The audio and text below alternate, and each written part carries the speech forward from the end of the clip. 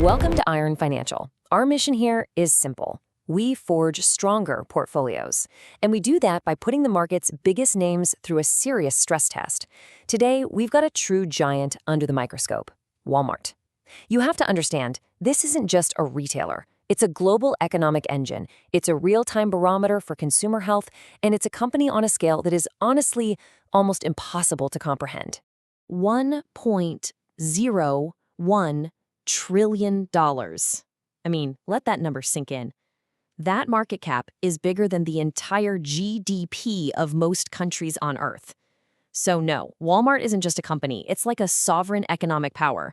The foundation has to be absolutely immense to support that kind of weight.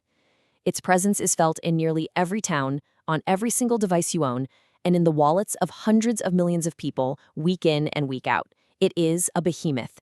And when a titan this large makes a move, believe me, the entire market feels the tremor. And boy, did we just feel that tremor. Walmart dropped its fourth quarter earnings, and on the surface, it looked like a clean beat. They topped what the analysts were expecting on both revenue and earnings per share. The machine was humming. Yeah, humming right into a brick wall. The market's reaction was a sell-off. The stock stumbled. And that is the paradox that we have to focus on today. I mean, if the numbers looking backward were so solid, why did investors get so nervous about the road ahead? That's the disconnect we're here to rip apart. Okay, let's dive right in. This is the absolute core question for any serious investor looking at this name. Is Walmart a financial fortress? Is it a bedrock for a portfolio that's designed to withstand any economic storm? Or is it just a facade, hiding some new, emerging structural weaknesses? We are putting this company through the official Iron Financial stress test. We're going to analyze the bull case, the load-bearing pillars of its strength, and then we're going to bring in the wrecking ball and search for the cracks in the bear case. So here's our blueprint for today. We'll start with the bull case, then we'll stress test it with the bear case. After that, we'll break down the global battleground, really decode that foreign guidance, and then we'll end with our verdict. Is it an opportunity or is it a trap? All right, let's get to work. It's time to lay the foundation for the bull case. Look, I'm not interested in feelings or stories right now. I am only interested in the hard, cold, load-bearing numbers that can actually support a $1 trillion valuation. These are the figures that show raw power and incredible operational excellence. So let's start at the top line. $190.7 billion. That was the total revenue for just the fourth quarter of fiscal year 26. That is a 5.6% increase year over year. Now, for a company of this sheer size, moving the needle by almost 6%, that's like trying to turn a battleship on a dime. It takes an immense coordinated force. This isn't just growth, it's a pure display of market dominance and momentum on a scale that very few companies in history have ever even dreamed of achieving. But as we know, revenue is just the starting point. The real story is what happens after the cash register rings. Now, I want you to pay very close attention to the gap between these two bars. This right here is the crucial point. On a constant currency basis, net sales grew a very, very healthy 4.9%. But look over at the adjusted operating income. It grew by 10.5%. It grew more than twice as fast as sales. Folks, this is not an accident. This is operational leverage in action. It means a company is becoming more efficient, more profitable on every single dollar of sales it brings in the door. The profit engine isn't just running, it's being fine-tuned to absolute perfection. And a massive part of that engine is e-commerce. Global e-commerce sales surged an incredible 24%. And get this, if you just isolate the US market, the number is even stronger, a 27% explosion in growth. For years, the story was that Walmart was this brick-and-mortar dinosaur, just struggling to compete with the online natives. Well, this number absolutely demolishes that argument. Okay. 24% is a huge number, I'll give you that.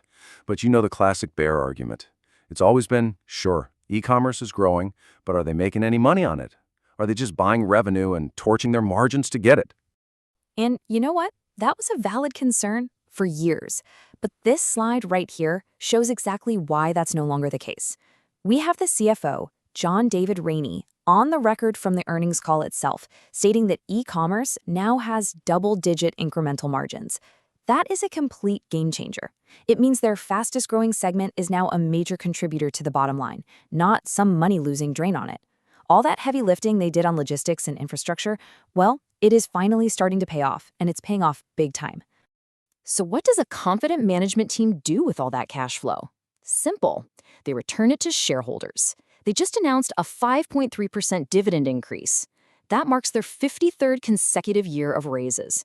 That officially makes them a dividend aristocrat. That's an elite club of S&P 500 companies with at least 25 straight years of dividend growth.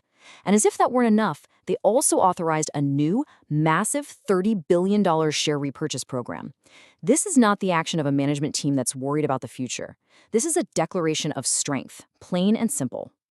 So the final pillar of this bull case is market expansion. For decades, Walmart was stereotyped as just the low-price store for lower-income folks. That is a totally outdated thesis. The data from this quarter is crystal clear. Walmart US gained market share across all income tiers, and the growth was actually led by upper-income households. This proves their whole omnichannel strategy. Combining value with convenience, store pickup, and fast delivery, it is working. They're successfully expanding their tent. They're turning a value proposition into an all-encompassing convenience proposition that really appeals to everyone. And that is a powerful, powerful shift. Okay, that is a compelling bull case. I'll admit it. The foundation looks solid, but here's the thing. We don't invest by looking in the rearview mirror. While you've been sitting here admiring this fortress, I've been looking for cracks in the armor. And at the valuation this stock is trading at, even the smallest fracture can cause a really big problem. So it's time to apply some pressure. Let's start with the single biggest reason the stock sold off: the forward guidance. As you can see on this slide, the company is projecting adjusted EPS for fiscal year 2027 to be somewhere between $2.75 and $2.85. Well, Wall Street was already at $2.94. That's a miss, period. The company's own forecast for its future profitability came in below what the market had already priced in. This is the big red flag that made traders slam the sell button. So the question is the incredible growth story you just laid out already starting to slow down? Management's own numbers seem to suggest that it just might be. And that guidance miss, it becomes a much, much bigger problem when you look at this number, a price-to-earnings ratio of over 44. Let that sink in. This isn't your grandfather's stodgy old value stock. Just for some context, its competitor Target trades at a PE of around 16. The broader S&P 500 average is sitting around 25. So at this multiple, Walmart is being priced like a high-growth tech company. It is priced for absolute perfection. But their guidance was, well, it was less than perfect, wasn't it? So the crucial question you have to ask is this: can you really justify paying 44 times earnings for a company that's guiding for single-digit growth? That is a massive risk to take. Now let's follow the money. What are the people who know the most about this company actually doing? Well, in the weeks right before this report, we saw significant insider selling. AVP John Rainey sold almost $2.5 million worth of stock. The CEO, Doug McMillon, he sold over $2.3 million. Okay, now to be fair, insiders sell for a lot of reasons: diversification, tax planning, maybe they're buying a new house. Of course, I get it.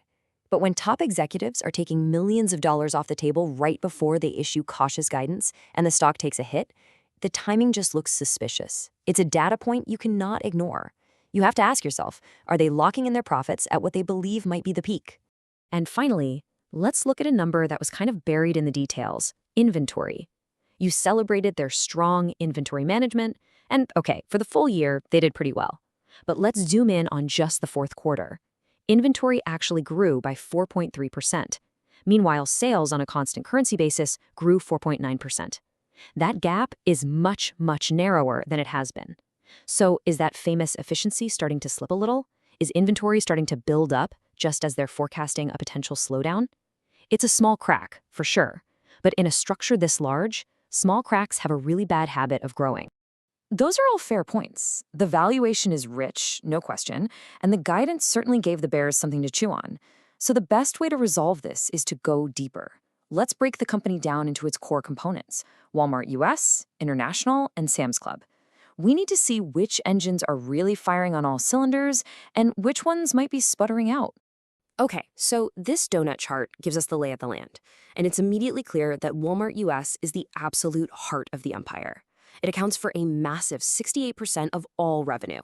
Walmart International comes in next at 19%, and Sam's Club rounds things out at 13%. Now, this heavy reliance on the US consumer, it's both a strength and a vulnerability. When the US economy is strong, the whole company thrives. But any weakness here is going to be felt disproportionately across the entire structure. And right now, the U.S. segment remains a fortress. A 4.6% comp sales increase is incredibly strong. That's driven by more customers coming in and bigger baskets when they check out. It shows fundamental health. But look at the international segment. I mean, sure, 7.5% net sales growth looks fantastic on the surface, but the company themselves admitted that profitability is being pressured by format mix changes. That is corporate speak for, we're growing in lower margin businesses, like their big acquisition of Flipkart in India. So the quality of that international growth, it's questionable. It's adding to the top line, sure, but it might be dragging down the overall profitability of the entire company. And you know what? That brings us right back to the future. Let's stop looking in the rearview mirror at Q4 and focus on the road ahead. The company gave us a map. It's in their guidance. It's time to decode what management is really signaling about the risks they see coming down the pike. This is where the money is made or lost. Okay, let's break this down. Step 1. Net sales growth of 3.5% to 4.5%. For a company this size, that is solid. Step 2. Operating income growth of 6 to 8%. There it is again, that positive operational leverage we talked about. Profits are projected to grow nearly twice as fast as sales. That is the hallmark of a really well-run machine. But then we get to step 3, the adjusted EPS mess. To me, this whole guidance package just screams conservatism. It signals that management is bracing for a weaker consumer or maybe higher costs. They're building in a margin of safety, which tells me they see turbulence ahead. The good times might not roll as fast as everyone hoped, and at a 44 PE, hope is a pretty big part of the equation. All right, we've laid out all the evidence. We've examined the structural supports, and we've hammered on the potential fault lines. Now it's time to bring it all together. Let's weigh the bull case against the bear case and deliver the final verdict on whether this retail giant is an opportunity to build on or a trap that's just waiting to spring. So, let's summarize the bull case. The foundation here is strong.